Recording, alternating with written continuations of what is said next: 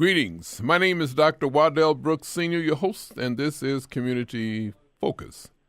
We have on the line Mrs. Rosalin Morgan, wife of ex-cop Howard Morgan, Chicago, Illinois.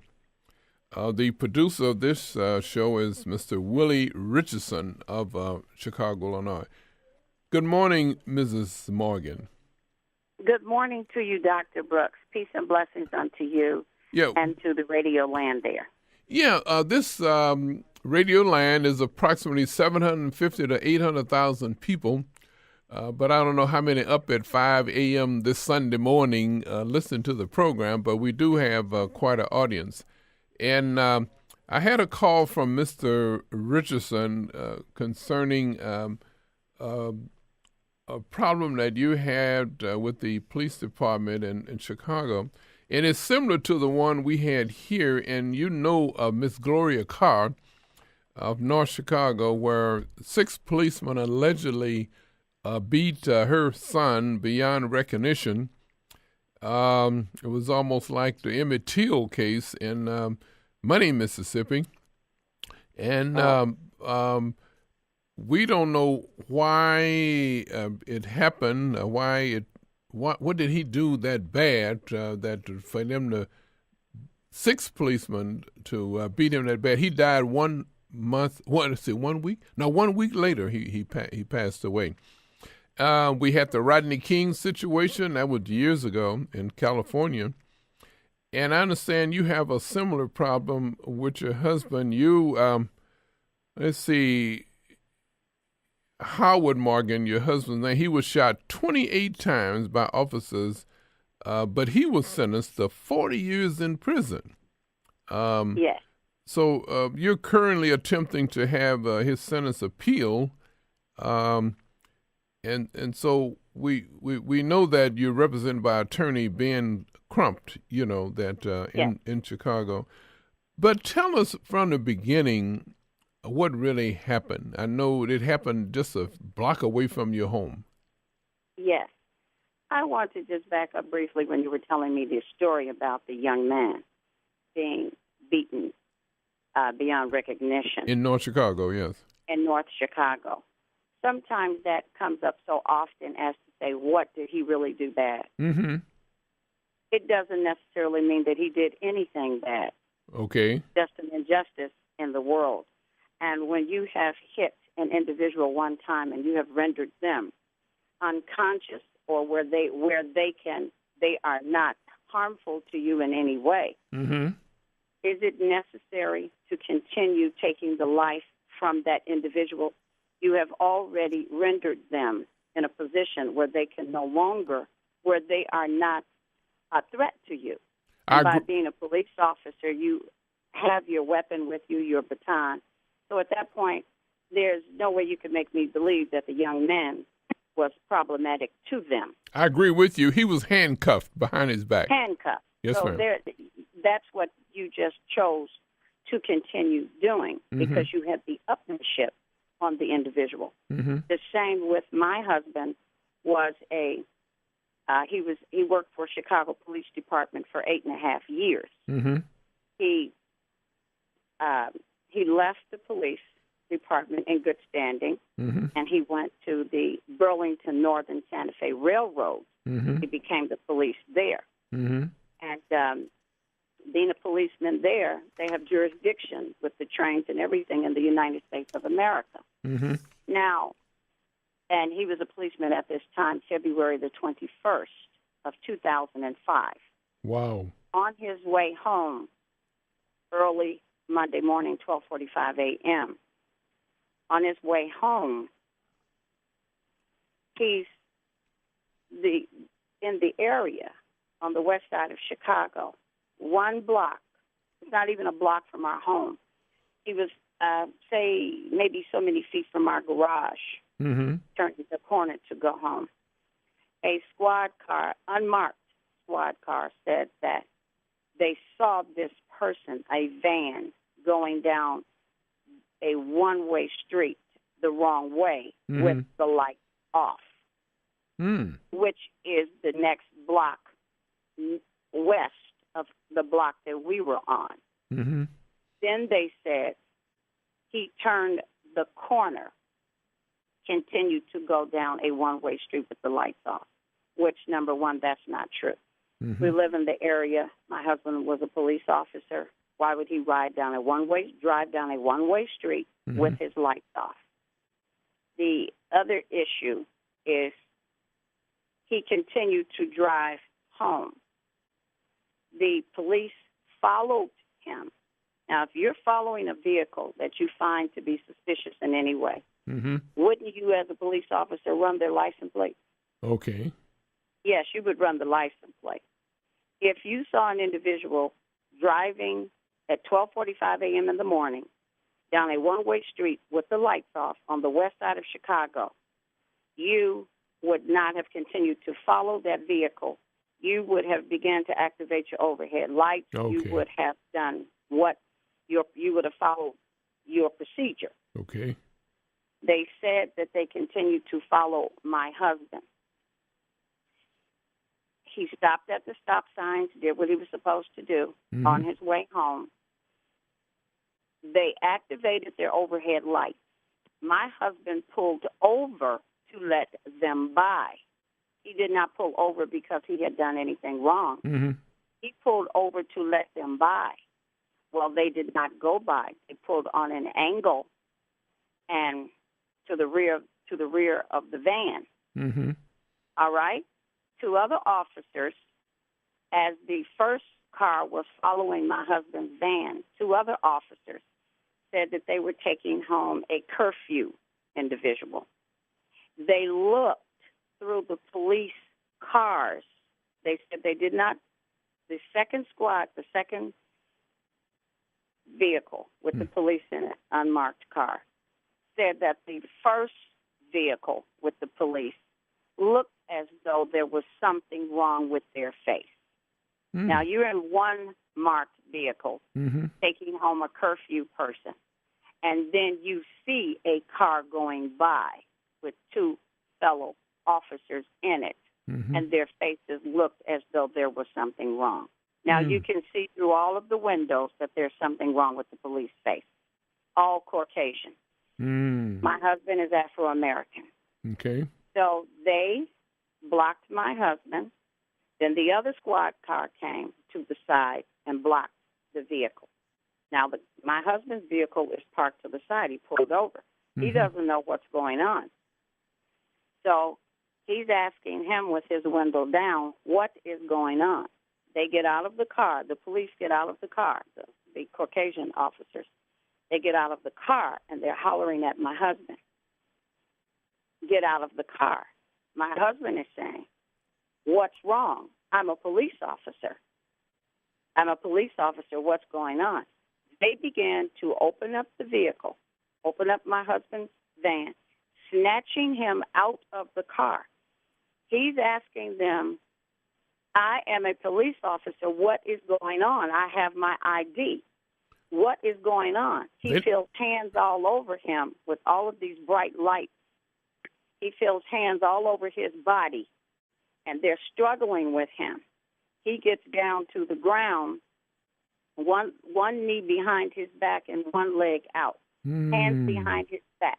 He's constantly saying, I'm a police officer. I'm a police officer. They didn't give him a chance to walk out, get out the car himself. No, they did not give him a chance. They snatched him out of the vehicle. And he's down on the ground. His hands are behind his back. Mm-hmm. They're patting him down. They say, gun, gun, gun. They take his gun from him and start shooting. My husband never fired his weapon. After they shot him 21 times in the back parts of his body and 7 times in the front. According to the witness, he was down on the ground with his hands behind his back. Okay. And there were 5 officers, all Caucasian, 4 Caucasian males and 1 female Caucasian. Mm-hmm. They were around him shooting. According to the officers, they said that my husband, after being shot numerous times, stood up, knocked the 4 officers off of him, Oh. pulled his weapon and started shooting. Wouldn't that be powder? Did someone check to see if there were powder burns or around him? If he had, yes, if he had, there was no gun residue on his hands at all because he never fired his weapon. Okay. And they said they took his weapon. The witness that was there that saw it said she never ever saw a gun in Mr. Morgan's hand. Okay. She didn't know Mr. Morgan. Now, the fifth officer, which was a female, according to the witness, was never brought up in court. The four officers said that there was never a fifth officer. My husband was unconscious. Mm. I didn't know I was married to Superman or Spider-Man or the Incredible Hulk. Mm. To knock four police officers off of you, stand up after being shot, and shoot at them. They said he shot his weapon. Then they shot their weapon. That's ludicrous. I know my husband didn't do that. Why would you go amok around the corner from your home, checking on things there? Why would you do that? I know he didn't do it. 28 times. Then whatever happened, one of the officers said that two other officers were holding my husband down after he had been shot. They said my husband was still moving and trying to fight them. Then this one officer shot my husband in the back while the other two officers were holding him down. Oh, my goodness. My God, what kind of world do we live in? And what society of people have we become that we ingratiate this injustice as though it is comfortable? This evil is rooted up and it's festering. Ladies and gentlemen, we're talking with Mrs. Rosalin Morgan about her husband's tragic shooting in the city of North Chicago. Ms. Morgan, this was 2005? Yes, 2005, and he's still alive after being shot 28 times. A miracle. By four white Chicago police officers, and he was an Afro-American police officer for the Burlington Northern Santa Fe Railroad. That is not a security guard. That is a licensed peace officer, a police officer. Okay. It appears that he was shot while driving. While driving home, black. And he did not have a bulletproof vest on. Oh my goodness. Yes, he did not have a bulletproof vest on. He had on his undergarments, top and bottom, a regular shirt and a jacket, pants and boots that would come to the ankle. And his eardrum was burst. Mm-hmm. He had to have reconstructive surgery on his eardrum, and he was also cut from his underneath the knee mm-hmm. to mid-calf of his leg, down to the bone after being shot 28 times and still alive. Then I'm told by other witnesses they were afraid to come out. They even mentioned that they saw them put him in the ambulance. They saw the ambulance attendants put him in a body bag and throw him into the ambulance. But the witnesses that saw that were too afraid to come out in court. After being shot, they just assumed he was dead then. Absolutely. Absolutely. And they handcuffed him. Oh, my goodness. Arms This is barbaric, you know? It's barbaric. It's demonic. This injustice has got to stop. I think you mentioned that they destroyed the van too, right? Yes, they destroyed the van. And one of the officers that they said my husband allegedly shot, this officer was wearing a bulletproof vest. Okay. That officer did not go to the same hospital, which is Mount Sinai, which is about less than 5 minutes from where the shooting took place. Okay. The other officers went to Mount Sinai, the ones they said my husband allegedly shot. They said my husband allegedly shot 3 officers out of the 5. Why did they go to the hospital? Because they said my husband allegedly shot them.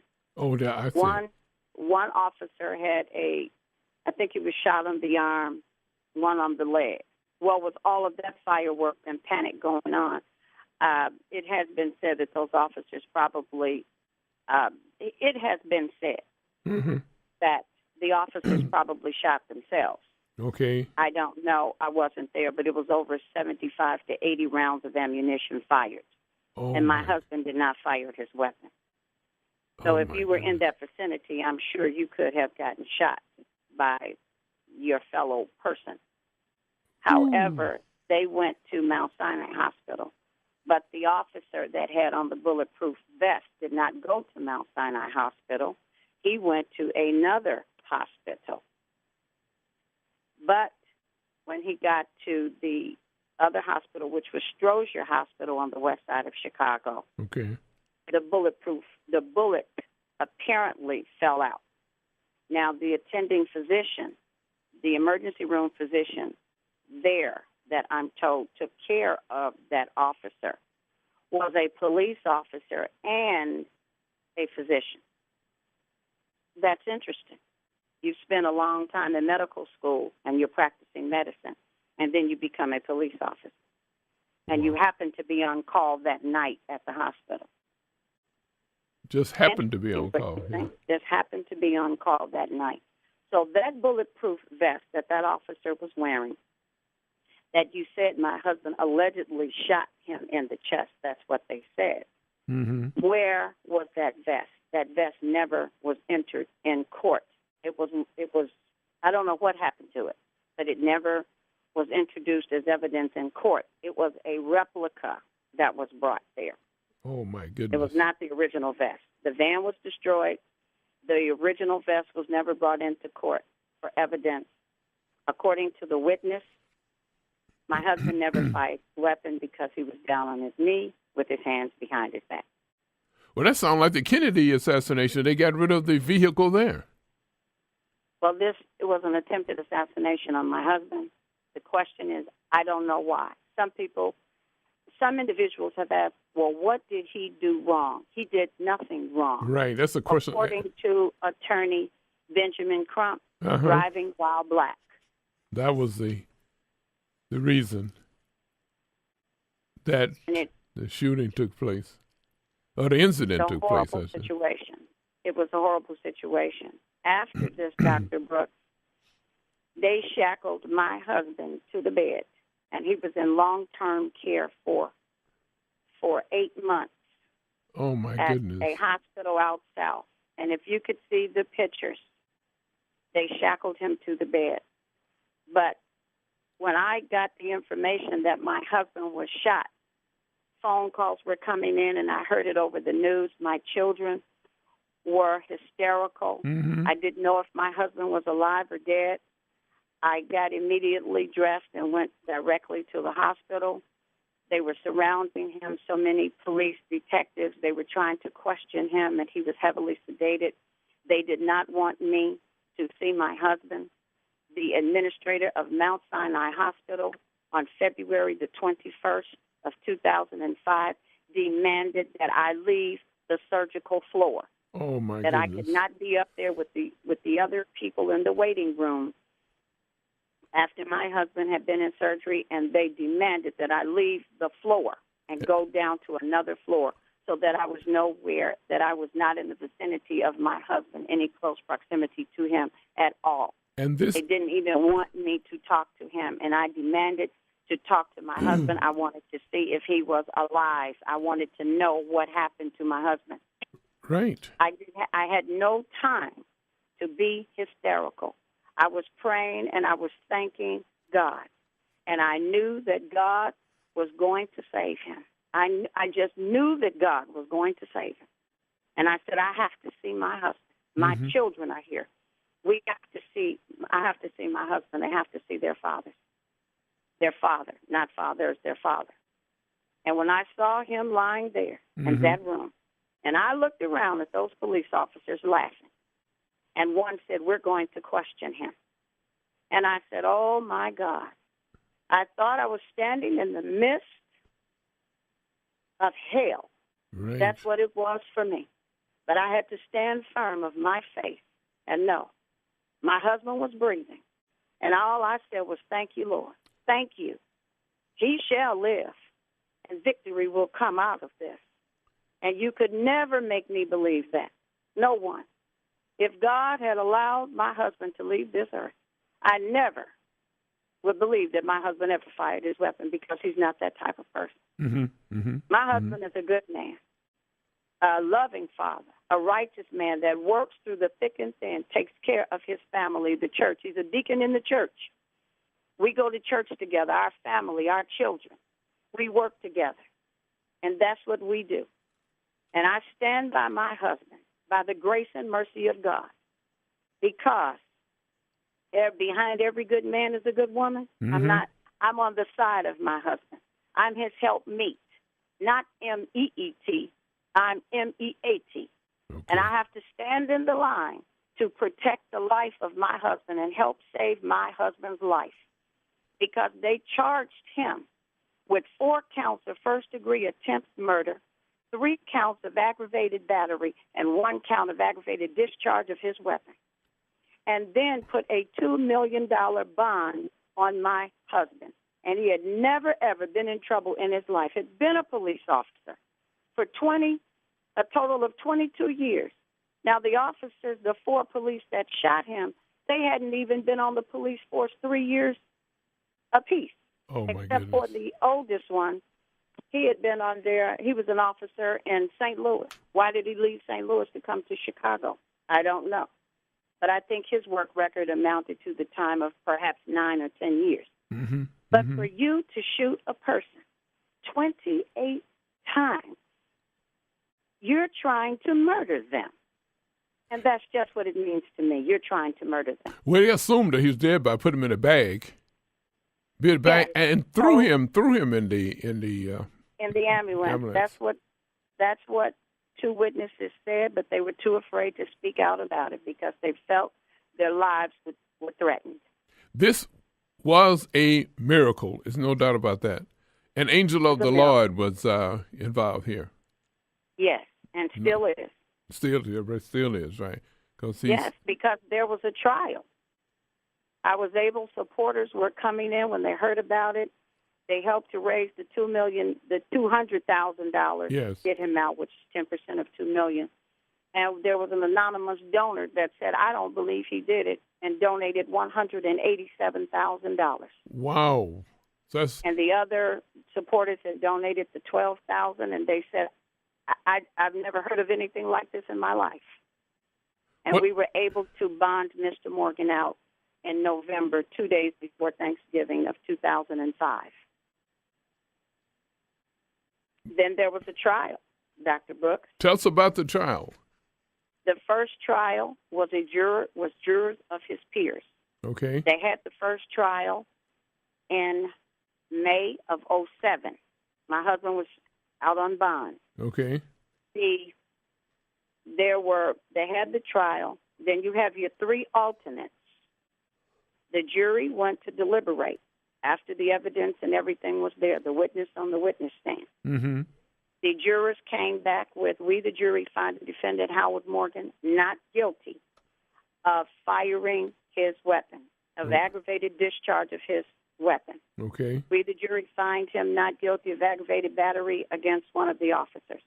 We, the jury, find him not guilty of aggravated battery against the other officer." Then at that point, there was disruption in the jury room. When the non-guilty verdicts were coming back, there were 2 Caucasian jurors that began to say that they could no longer continue to deliberate on the other 4 first-degree attempt murder charges and the 1 charge of aggravated battery. Those 2 individuals, one of the Caucasian women, they were saying that she knew people. And it got to the point that they were literally using profanity in the jury room, stating that they did not want to go on. They were sick. Well, in the beginning, before the deliberation, the trial judge, he dismissed the three alternates. Why would you dismiss three alternates when the purpose is that the alternates are there from the beginning and the end of the trial? Okay. In the event that the two jurors could not perform their duties, then you would call in two of the alternates. Right. So they could continue deliberating. So at this point, the defense counsel for my husband said, we will go by law with the 10 other jurors. The 10 jurors said, we will continue to deliberate. But the prosecutors did not want this to take place. And my husband said, I agree, I will go with the 10 jurors to continue deliberating. But the prosecutors said they did not want that to take place, and Judge Crane declared it a mistrial. Somewhere along this line, I have heard that the jurors said they were deadlocked on the first-degree attempt murder charges. I never saw that note, and the defense team didn't see that. So if you say that a person is not guilty of shooting their weapon, that negates all of the other charges. Right, exactly. Did not shoot his weapon. So if he did not shoot his weapon, how? He was found not guilty with the two officers of aggravated battery. How can the first-degree attempt murder charges continue to be there? Okay. That should have been eliminated, because then you go into double jeopardy, trying a man the second time for the same thing, which is double jeopardy, according to the Fifth Amendment of the Constitution of the United States of America. So therefore, thank you for listening. It's a long journey for me. Wow. But I do not have time to be exhausted while my husband is there in a hell condition, in his condition. Yeah, and we said, just for clarity, the first round of the trial, he was found not guilty of battery or discharging firearm. That's right. He was found not guilty. This is a conspiracy against my husband. This is a conspiracy. And there's a civil claim. If you continue to find this person, if you're with the appeals, and if the appeals are denied, that wipes out the civil. Right. If you want to incarcerate a person for life, you certainly want to make sure that they're not paid for any damages. They're not awarded any damages to them. And I believe this because this evil, this injustice is higher than we know, Dr. Brooks. The appeal was denied. And the attorneys, they were fighting for Mr. Morgan. There's so many attorneys said, I've never heard of anything like this in my life. This is wrong, what is happening to this man. If we allow this to happen in society, if we stand for anything, if we sit for anything, if we you sit by and let it happen, you'll stand for nothing. And this is really the judge's decision, isn't it? Yes. And the appeal was denied. So the only thing left now is a pardon from the governor, right? Yes, but Mr. Brooks, just giving a little information that's left out. With the appellate decision in 2009, the three appellate judges said no to the appeal. It went to the Illinois Supreme. They said no. It went to the United States Supreme Court. They denied hearing it. It went back to the trial judge. You know, Ms. Morgan, what we're going to have to do now, our time is run out. Next week. Right. Next week. That'll be fine. I want to continue this because I want you to talk more about how your husband's treated at the hospital. It's the Oh, present he's time. treated horrible there as he he was attacked in prison, and they charged him. A person attacked him. They charged my husband. He is living. He is locked in the cell with 3 other inmates. He can only come out for 2 hours a day. So at this point, I would love to continue telling the story because we have a paper. This is of the petitions that I would like to sign. Okay, this is we'll ladies and gentlemen, this has been Community Focus. We've been talking with Mrs. Rosalin Morgan, wife of ex-cop Howard Morgan, Chicago, Illinois, the victim of a tragic shooting. We're going to continue part 2 next week. Thank you for listening. And I would like to give them the website they can go to. They can go to the email freehowardmorgan@gmail.com and go to the site of Free Howard Morgan. Thank you very much, and we'll see you next week. Thank you, Dr. Brooks. Thank you, Dr. Brooks.